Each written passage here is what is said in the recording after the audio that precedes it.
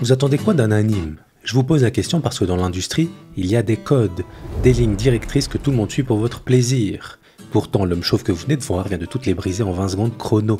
Et le pire, c'est que vous avez aimé ça. L'homme chauve, c'est Saitama, le protagoniste de One Punch Man.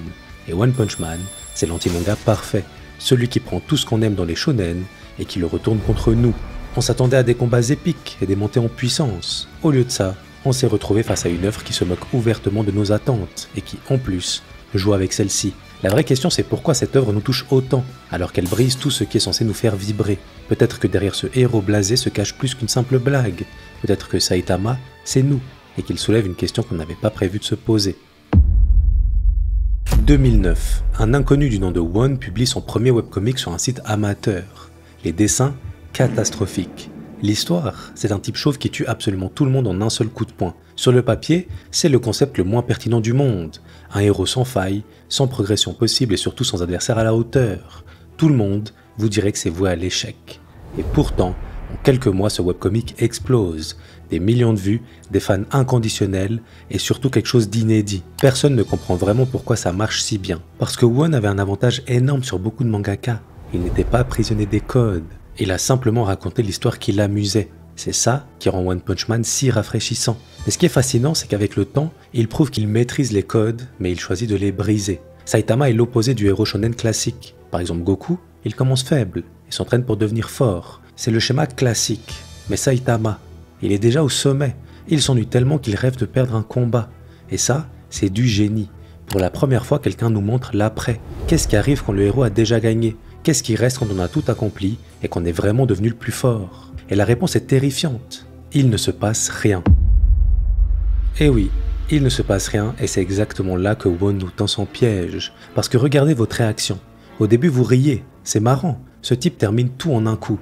Mais au bout de quelques épisodes, quelque chose change. Vous commencez à attendre, à espérer.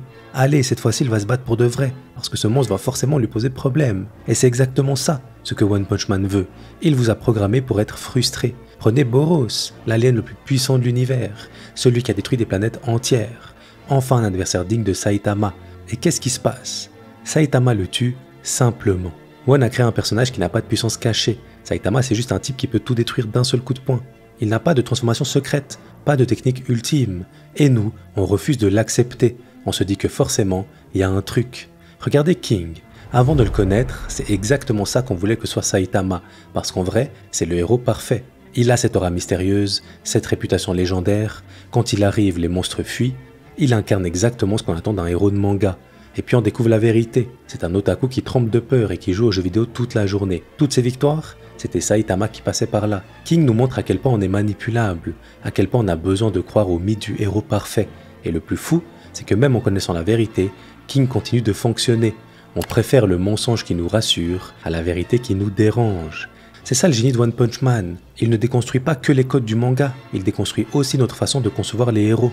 Parce que dans notre tête, un type surpuissant doit être sombre, torturé, porter le poids du monde sur ses épaules. Inconsciemment, Saitama nous dérange. Il dérange cette conception de ce qu'un héros devrait être. Et pourtant, paradoxalement, on l'adore.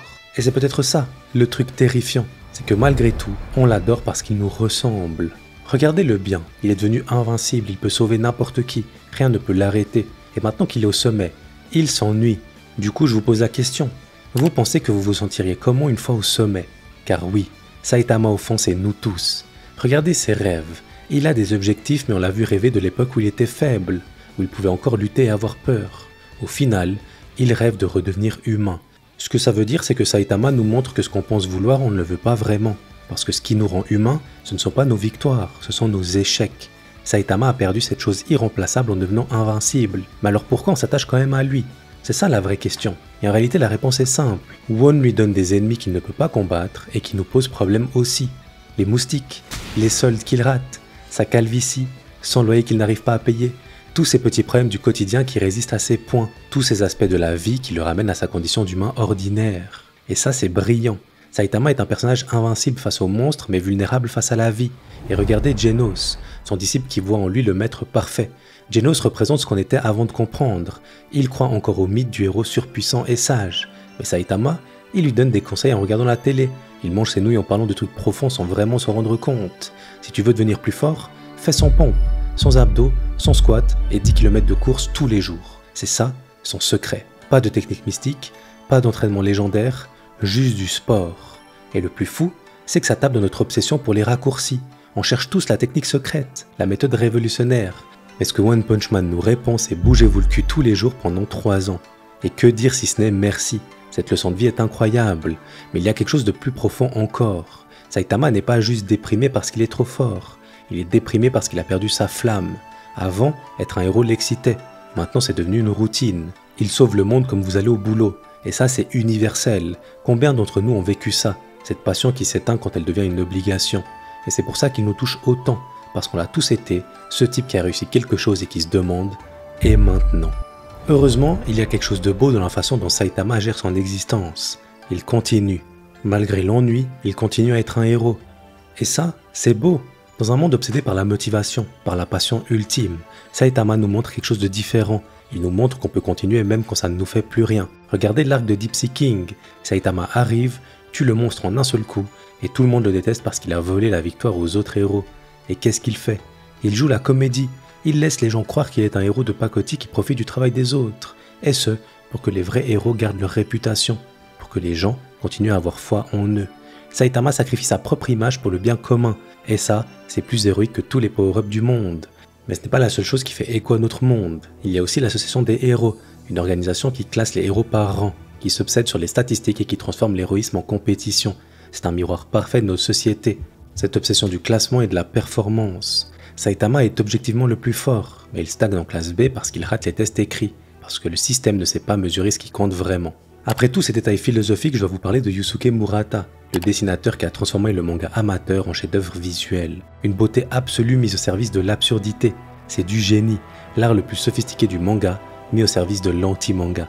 Et ensemble, ils ont créé quelque chose d'unique, une œuvre qui fonctionne à tous les niveaux. Action spectaculaire pour ceux qui veulent du spectacle, comédie pour ceux qui veulent rire, et enfin philosophie pour ceux qui cherchent du sens. Et cet impact, on le ressent partout dans l'industrie. One Punch Man a libéré les esprits. Regardez ce qui a suivi sa popularité. Soudain, les auteurs ont osé être différents. Ils ont osé se moquer de leur propre genre, déconstruire leur propre code.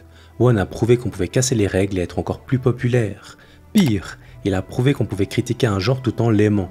Avant One Punch Man, une œuvre qui se moquait des shonen était forcément une parodie. Et maintenant, c'est devenu un genre à part entière. One Punch Man, c'est l'œuvre qui prouve qu'on peut tout faire à la fois, mais surtout qu'on peut révolutionner un genre en ayant l'air de ne pas y toucher. C'est tout pour ma vidéo sur One Punch Man, j'espère que vous avez aimé. Si c'est le cas, n'hésitez pas à me soutenir en vous abonnant, et je vous laisse avec ma vidéo sur Death Note. Merci pour la force, ciao ciao.